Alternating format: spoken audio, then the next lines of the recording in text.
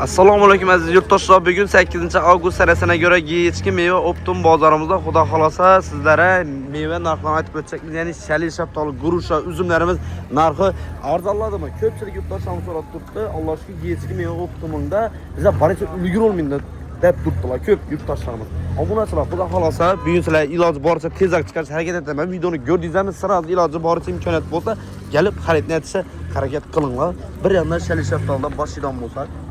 Assalomu alaykum. Ichasan bo'ldi? Banqaga kelaverasiz. Assalomu alaykum. Yaxshimisiz? Harman. 15 dan keladi. Bular 15 ming so'mdan. Havo, shagirishib qoldi. Aha, to'lam. Yomon yetishtiribsiz-ku buni.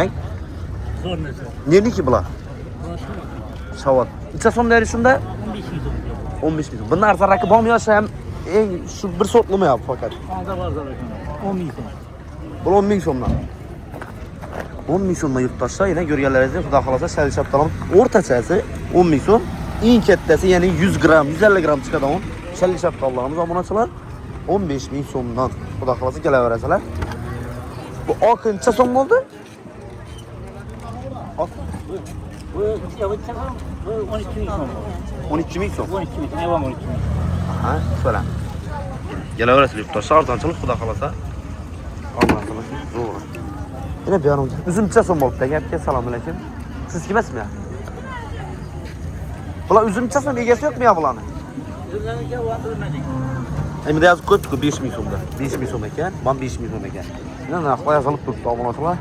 Ajoyib kelishiga narxlardan qilib berilaveradi. Bir yandan ko'rib boraveramiz.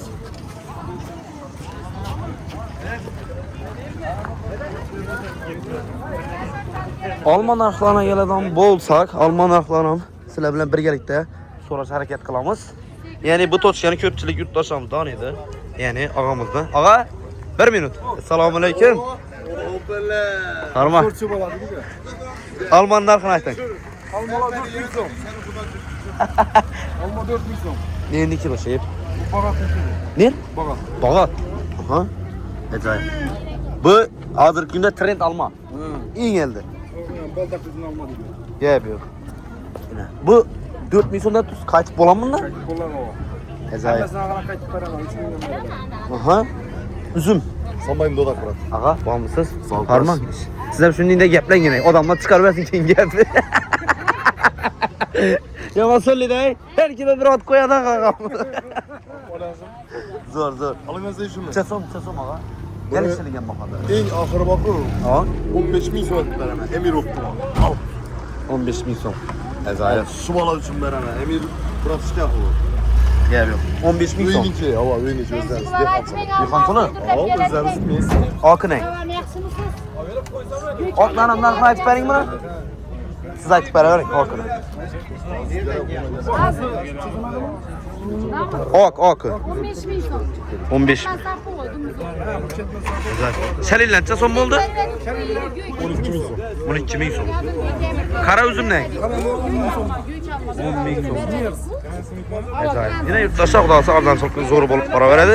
Bemalol kelaveradilar. Xudolar barakasi. Yo'q, men qilyapman. Yine yurtdoshlar xudo xolasa. Arzonchilik. Assalomu alaykum. Ağa yaxshimisiz? Qarma. Equality chiqdi. 300 ko'rsatsak bo'lam. 380 ming so'm yine.